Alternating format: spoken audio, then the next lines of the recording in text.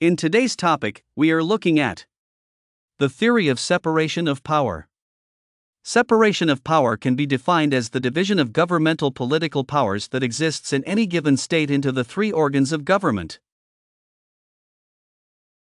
What this theory is saying is that all the amount of governmental political powers that exist in a given state should not be vested in one person or one organ of government.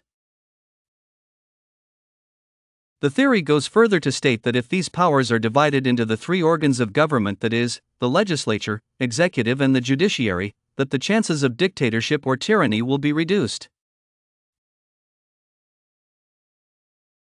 It was a French political thinker and jurist Baron de Montesquieu who developed and popularized the principle of separation of powers in his book entitled Esprit des lois, which means the spirit of laws, published in 1748.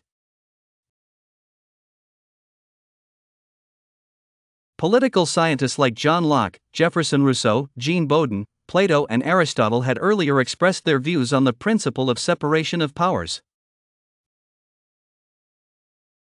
Advantages of separation of powers.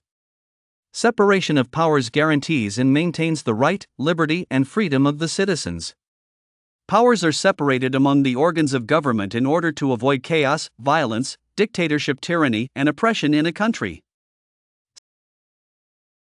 Separation of powers leads to division of labor and specialization in the art of governance.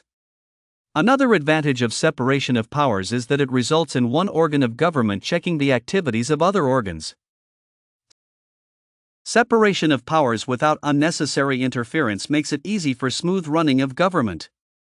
Disadvantages of separation of powers. It is argued that separation of powers into three arms of government tends to lower the quality of decision and policies made by these organs. Strict application of the principles of separation of powers slows down the smooth running of government. Separation of powers without interferences from other organs may make these organs to be inefficient. The institution of checks and balances that apply with the separation of powers can lead to political instability in the country.